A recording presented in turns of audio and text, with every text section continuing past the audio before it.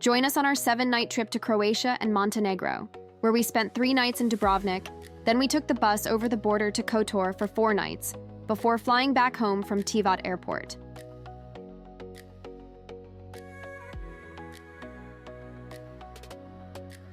We arrived just before sunset and checked into our apartment, which had fabulous views of Dubrovnik Old Town and Lokrum Island. Then we headed straight out for a bite to eat and to explore this beautiful historic city.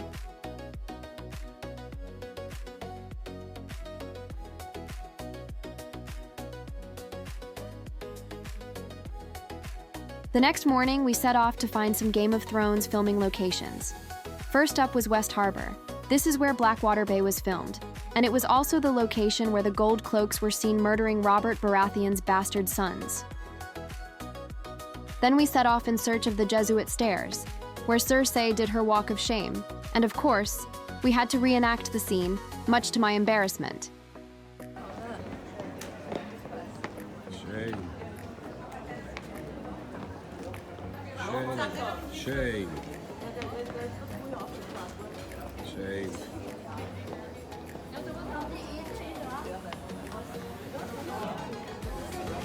Sinner. Sinner. Shame. Shame.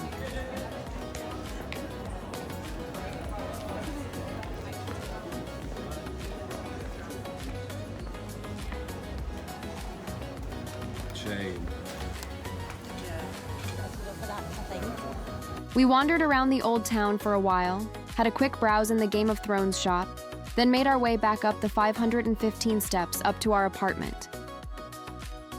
An hour before sunset, we set off up the switchback path to the top of Mount Seard. There were fabulous views over the old town. The path features the Stations of the Cross. These plaques depict Christ carrying the cross to his crucifixion.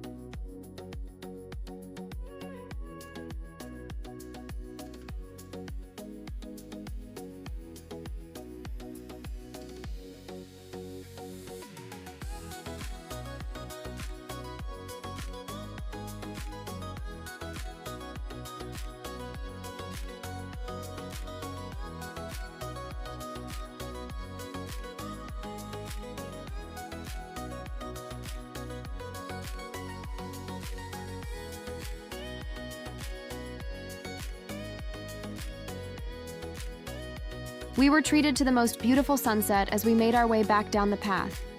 It was dark before we reached the bottom, and it was difficult to see in the forested areas, so a torch is advisable. The next morning, we were up bright and early to make use of our €40 Dubrovnik Pass, which allows free entry to the city walls plus many other sites in a 24-hour window. We visited Fort Lavrianak as soon as it opened and practically had the place to ourselves. Many Game of Thrones scenes were filmed here, including King Joffrey's name day tournament.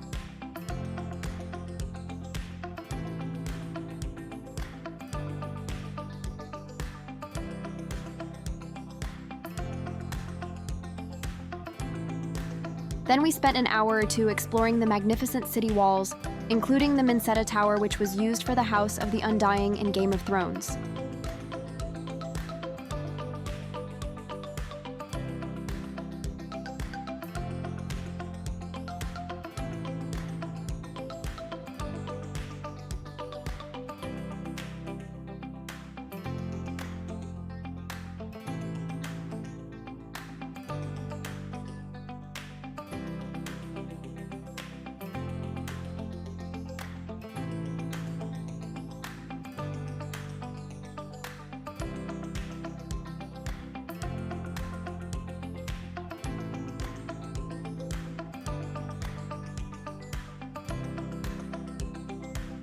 We had a quick look inside Rector's Palace before heading back up the hill to our apartment for some much-needed chill time on our fabulous terrace.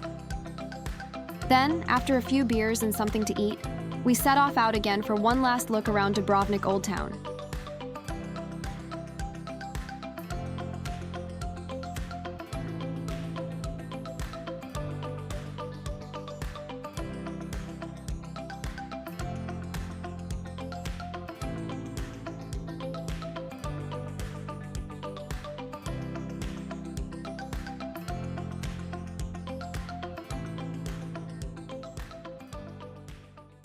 The next morning, we boarded the 11 a.m. Flixbus to Kotor in Montenegro.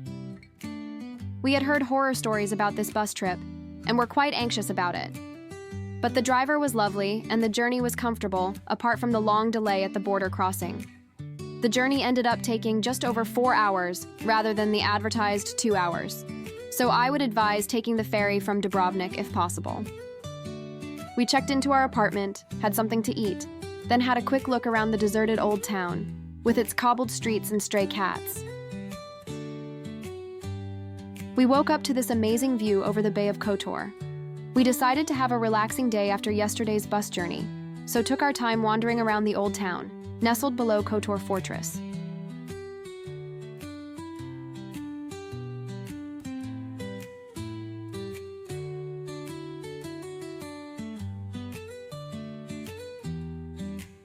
Then later that afternoon, we took a stroll along Dobrota Promenade where we met another one of Kotor's friendly cats and found a secluded little spot for a quick dip in the bay.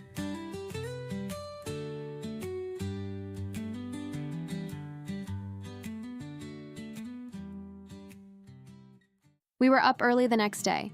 We had booked tickets online for the Kotor cable car. These cost £23 each, including the shuttle bus from the bus station.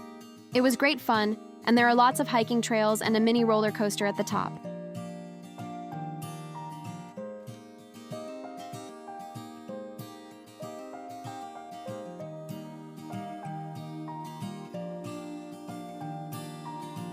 Then, about 2 hours before sunset, we decided to hike up the switchback path which is called the Ladder of Kotor. This, in our opinion, provided views as good as the cable car, and it was wonderful to see the goats roaming the hills as the sun went down.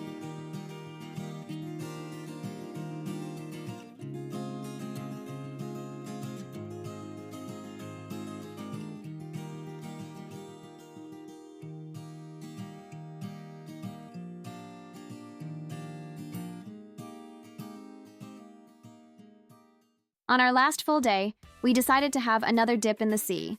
And then after being accosted by so many ticket touts, we finally caved in and bought a 3-hour speedboat tour, which was absolutely fantastic. Our first stop was Our Lady of the Rocks, a small man-made island that is home to a picturesque chapel dating back to the 15th century, with beautiful views of Parast across the water. After a 20-minute stop, we moved on to a former submarine tunnel, which was used by the Yugoslavian army during World War II. These tunnels were cleverly hidden from view to avoid detection by enemies. Absolutely fascinating to see.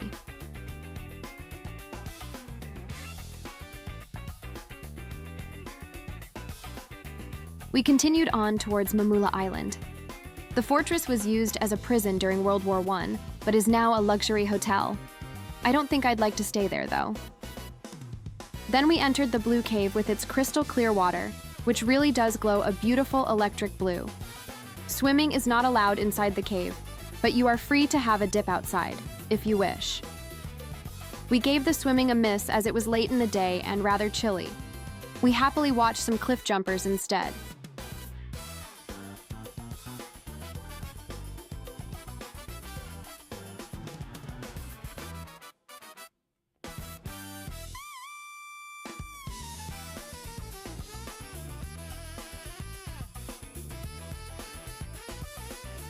The trip was exhilarating and well worth the €30 paid. Later, we had a meal at a lovely little restaurant in town and said goodbye to the cats before heading home to pack ready for our morning flight. We had loved every minute of our time in Kotor and Dubrovnik. It really was the ultimate trip, contrasting the fjord-like, mountainous scenery of Montenegro with the Adriatic splendor and history of Dubrovnik. We really couldn't choose between them.